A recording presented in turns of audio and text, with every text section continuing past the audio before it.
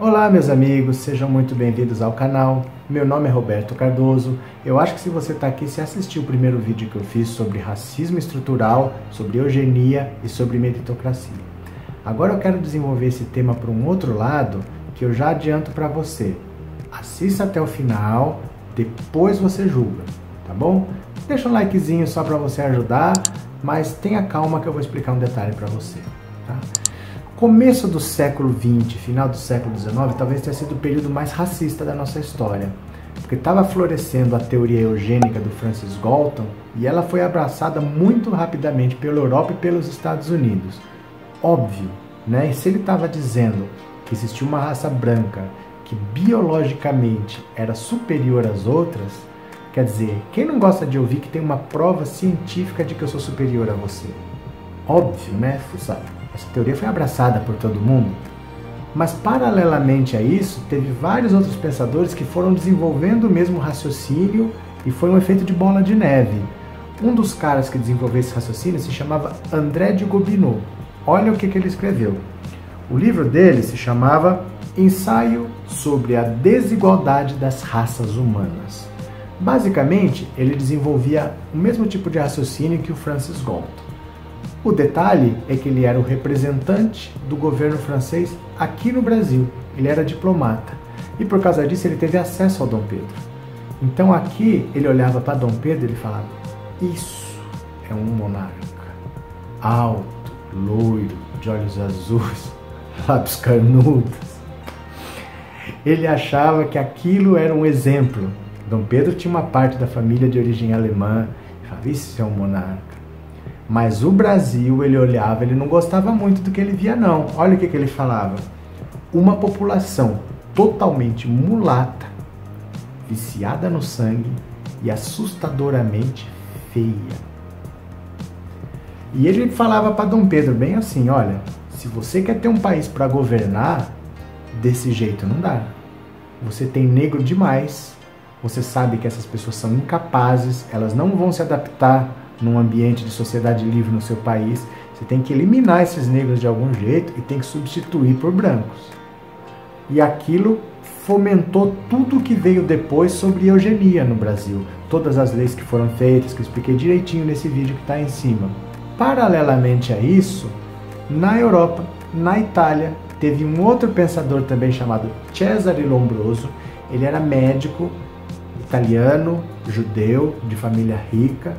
E na faculdade de medicina, ele começou também a beber na fonte do Darwin, coitado do Darwin, mais uma vez sendo sacaneado, e ele chegou à seguinte conclusão: como nós temos várias raças na espécie humana, e essas raças são praticamente animais diferentes, talvez tenha características físicas que me mostrem como é cada raça. E começou a medir as pessoas. Olha esse recorte de jornal aqui da época, ele medindo a cabeça de uma pessoa. Ele achava que talvez o cérebro do negro fosse melhor, ele mediu o tamanho do crânio, aí ele mediu o tamanho do nariz, o tamanho da testa, a quantidade de pelos no corpo, o comprimento do braço, e tudo isso levou a ele a algumas conclusões, né? Ele viu, por exemplo, que os presos eram na maioria de uma certa raça, determinou como que era cada raça, e olha o que ele disse: o criminoso já nasce feito. O criminoso é nato. Em momento nenhum ele pensou que talvez uma sociedade racista só prendesse gente de uma raça. Ele simplesmente falou: eu sei que isso aqui é um negro e tem mais negro do que branco na cadeia. Então um negro tem mais propensão ao crime. Ele já nasce criminoso. Esse que foi o raciocínio dele. Além disso, consequência: se você já nasce criminoso, penas para você são ineficazes. Óbvio, né? Porque se é uma coisa que está dentro de você, o crime já nasceu dentro de você, não tem como eu te consertar. Se não tem como te consertar, essas pessoas têm que ser segregadas antes mesmo que o crime aconteça.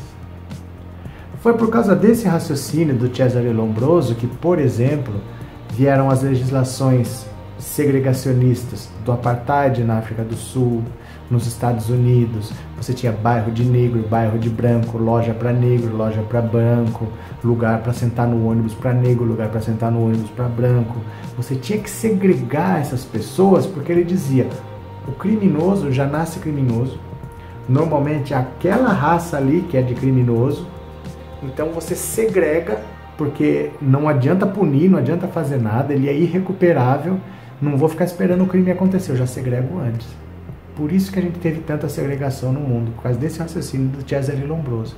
E ele é tido como o pai da criminologia. Para vocês terem uma ideia do que era na época dele, as pessoas acreditavam tanto na teoria dele, que se tivesse um crime, tenho 2 suspeitos, eu não sei quem é o culpado verdadeiro, sabe o que eles faziam? Começava a medir as pessoas. Iam ver o tamanho do nariz das duas, o tamanho da testa, a quantidade de pelo, a cor da pele, não sei o que, pronto, o culpado é você. Pelas características físicas, gente, tem cabimento isso? Mas era assim, você determinava quem era criminoso pelas características físicas. Parece loucura, mas as pessoas fazem isso até hoje. Não é verdade que você não vê falar assim que tem cara de bandido? Nunca imaginar que não tem cara de bandido? As pessoas ainda pensam assim. E no Brasil, inspirado pelo Cesare Lombroso, teve um médico na Faculdade de Medicina da Bahia chamado Raimundo Nina Rodrigues, que escreveu um livro chamado As Raças Humanas e a Responsabilidade Penal no Brasil, em 1894. Olha o que ele disse. Se eu sei que o criminoso nasce criminoso, se eu sei que tem uma raça mais propensa a cometer crimes, então é óbvio que eu preciso ter leis diferentes para brancos e para negros. Ele defendia praticamente um código penal para branco e um código penal para preto. Parênteses. Você conhece algum país que é meio assim? Que pensa que o criminoso já nasce feito, que ele não vai se recuperar, que você tem que separar o cara até ele morrer, porque é questão de tempo dele cometer um crime, e que você tem lei que é para preto e lei que é para branco. Você conhece algum país que é assim? Pois é, esse raciocínio racista de 100 anos atrás foi moldando a mente das pessoas de uma tal maneira que logo na sequência, em 1934, quando tem a Constituição do governo Getúlio Vargas, vem a cláusula dizendo que você tem que fomentar a educação eugênica. Então as pessoas já com essas ideias na cabeça iam para escolas e falavam: tem uma raça que é criminosa por natureza e tem uma raça que é empreendedora por natureza. Tem uma raça que é preguiçosa por natureza e tem uma raça que é muito mais desenvolvida por natureza. 1940, o que acontece? Código Penal Brasileiro, que é o código que está em vigor até hoje.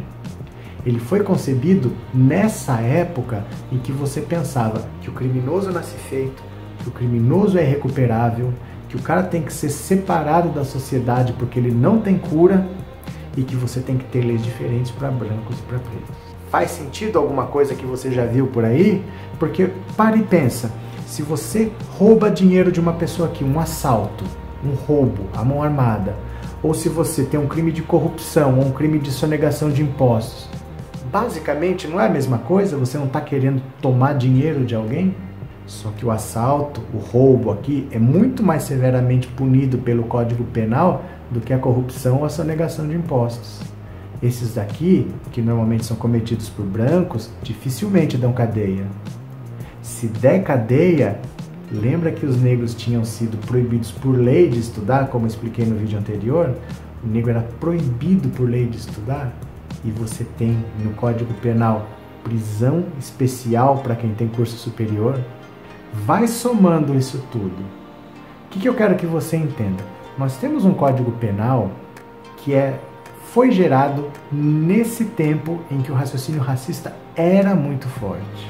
E essa política de pegar as pessoas a qualquer pretexto, prender e ir socando, socando, socando lá, se cabe 80 é porque cabe 80. Não, se a capacidade é 20, tem que ter 20. Sabe por quê? Porque acima da capacidade, o agente penitenciário perde o controle sobre a cadeia. Então, por mais que eu tenha esse sentimento de vingança, por mais que eu queira que coloque todo mundo lá, quando ultrapassa a capacidade daquele presídio, o agente penitenciário perde o controle. Isso tudo é a causa de hoje a gente ter organizações como o PCC, como Comando Vermelho, como Família do Norte, porque você coloca 50 criminosos num lugar e deixa os caras ali sem fazer nada. Você acha que eles conversam sobre o quê? Você acha que eles conversam sobre futebol, sobre a chegada da primavera ou sobre cometer mais crime? Você já não recebeu uma ligação tentando te passar um golpe que veio de dentro de um presídio? Todo esse raciocínio racista do começo do século gerou esse problema. Nós achamos que nós temos que prender mais, que a gente prende pouco, mas nós já temos a terceira população carcerária do mundo. Nós só perdemos para a China e para os Estados Unidos. Então será que prender cada vez mais gente é a solução? Ou é a causa do problema que a gente tem? Porque nós estamos sempre partindo do pressuposto de que o bandido nasce bandido e que ele não tem recuperação, então ele tem que morrer dentro da cadeia. Será que nós não temos que olhar com menos ódio, com menos sentimento de vingança e pensar como que eu faço para esse cara deixar de cometer crime?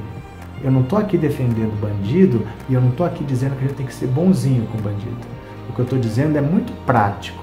Nós queremos resolver um problema que é, eu quero sair na rua e eu quero ter paz, eu quero ter tranquilidade, eu quero ter segurança. E tudo que nós fizemos até agora não nos deu isso. Então nós vamos continuar fazendo uma coisa que não está nos trazendo segurança, nós vamos continuar nessa mesma política. Tem que criminalizar as drogas, tem que prender quem faz isso, tem que prender quem faz aquilo, tem que prender, tem que prender, tem que prender. Nós estamos cada vez prendendo mais pessoas e não estamos ficando cada vez mais seguros. Você acha que quanto mais o Brasil prende, ele fica mais seguro? Você se sente mais seguro aqui fora? Então eu simplesmente quero trazer para você uma informação. Eu não estou dando a minha opinião. Mas eu digo para você que nós temos um Código Penal que foi feito numa época em que nós estávamos influenciados por esses pensamentos do Cesare Lombroso, do Galton, do André de Gobineau, que achavam que a pessoa já nasce criminosa, que o criminoso é irrecuperável e que ele tem que ser afastado da sociedade. Tudo isso que aconteceu nos trouxe a essa situação. Será que é mantendo esse mesmo raciocínio que nós vamos sair desse buraco? Ou uma hora nós vamos ter que sentar para conversar e falar o que nós vamos fazer de diferente? Alguma coisa nós vamos ter que mudar, porque nenhum de nós se sente seguro e não é esse país que eu quero deixar para o meu filho e para o meu neto. Eu quero deixar um país não em que eu possa andar com a minha arma e eu mato o bandido que vier. Eu quero um país em que eu não precise andar armado. Que eu possa ter um carro conversível, por exemplo. Por que nos Estados Unidos você pode ter um carro conversível e aqui você não pode? Porque lá você deixa o carro aberto e ninguém mexe. Então o que nós temos que fazer? Será que é prender igual nós já vemos fazendo? Ou será que nós temos que achar um outro caminho? Essa reflexão eu quero deixar com você. Pense muito bem, será que a saída é bandido bom é bandido morto? Será que não tem um outro caminho? Para onde você vai? Deixa para mim aqui no comentário, tá? Eu quero saber qual é a sua opinião. Vamos ver se sai uma solução daqui. De repente você fala uma coisa, outro fala outra coisa. A gente consegue, juntos no esforço, gerar. Por que não? Às vezes acontece, né? Todo mundo com boa vontade, querendo achar uma solução, às vezes a gente vai para algum lugar. Então escreve aqui para mim, o que você acha que deve fazer? Se você tiver alguma coisa para acrescentar, escreve para mim, eu te agradeço. Valeu? Muito obrigado pela atenção, um grande abraço para você, qualquer hora tem outro vídeo aí, eu já fui.